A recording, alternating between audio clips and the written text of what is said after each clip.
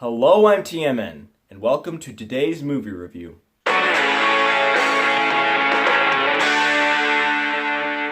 Schindler's List is the 1993 biopic based on the book Schindler's by Thomas Keneally, which itself is based on the incredible true story of Oskar Schindler, a German industrialist who during the Holocaust employed Jewish workers at his enamelware and ammunitions factories, saving over 1,200 lives in the process. This film features a stellar cast, all of whom do an amazing job. Liam Neeson plays Oskar Schindler, and I have to say it is definitely one of his best performances. Neeson himself has said that he felt the role was downplayed, that he wishes it could have been better. But I feel he's being modest, it really is amazing. The way his character shifts from a greedy businessman to a caring humanitarian is inspiring. And also because I love films that are based on true stories, that just makes this one even more meaningful. There's also Ben Kingsley, who rarely turns in a bad performance, playing Schindler's Jewish accountant, Itzhak Stern. Now, in reality, Schindler had several different accountants over the course of World War II. But I appreciate the change which director Steven Spielberg made by fleshing out Stern's character and making him more acquainted with Schindler himself. It allows the audience to connect with him more and care about his well-being. Unlike if a new actor appeared every half hour, you'd probably lose interest. And topping off the main leads, there's Ralph Fiennes, playing the sadistic German commandant Amon Goeth.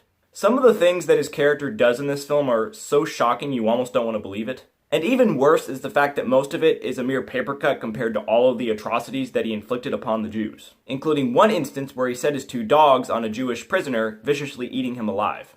But apart from child murder, attempted rape, and a devilish demeanor, it's not very hard to hate this character.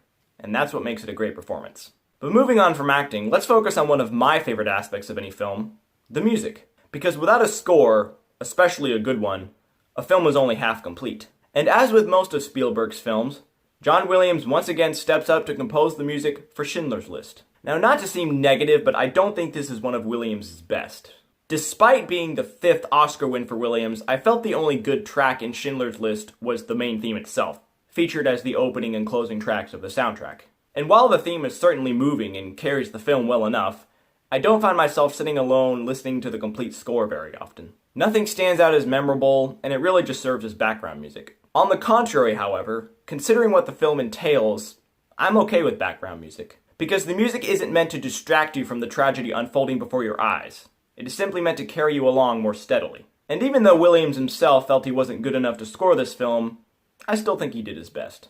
And finally, let's take a moment to remember the more than 6 million Jews who were murdered during the Holocaust. As you may know, Mr. Spielberg didn't take any profits from this film as he considered them blood money, and he refuses to sign any merchandise associated with the film. I respect a man who is passionate about the story that he's telling and doesn't just treat it as another Nazi propaganda war movie. He really put his best foot forward when directing this movie. And while I'm sure it couldn't have been a more daunting process, I'm glad that he did. Because the Holocaust is a part of history that needs to be remembered, no matter how dark it is. We cannot forget such an unfortunate chapter in life. And thanks to films such as Schindler's List, the tragedy and the beauty of histories like this will not soon be forgotten. It's a sad truth that people these days deny the Holocaust even happened, or that this film is overplayed. Some more recent reviews even make claims against the film being too long, anti-Semitic propaganda, and uninteresting black and white garbage. Okay. First of all, yes, this film is long, clocking in at 3 hours and 15 minutes. But that's what makes it good. A good film will take the time to develop its story and flesh out its characters. Not that you can't make good movies with an average length, but that's not the point.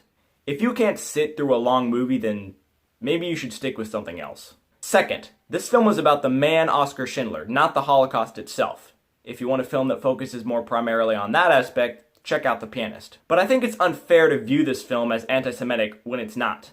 It's about the man who saved 1,200 Jews from certain death and evolved from a greedy man to a good one. Yes, the film does feature scenes of graphic violence and nudity, but unlike most R-rated films, the blood and sexual themes in Schindler's List serve to help the story. Jews were naked when they went into the showers. It happened. If someone is shot in the head, they're probably going to bleed out. It happens. But if you watch this film and can only look past the story that it's trying to tell to point out the gratuitous moments, then maybe you need to read a history book. And third, this film was shot in black and white to better link the setting which it takes place in. It adds an extra layer of realism and therefore shock. In total, this film features great performances, good directing, a decent score topped by a moving main theme, and it serves to seal history for future generations.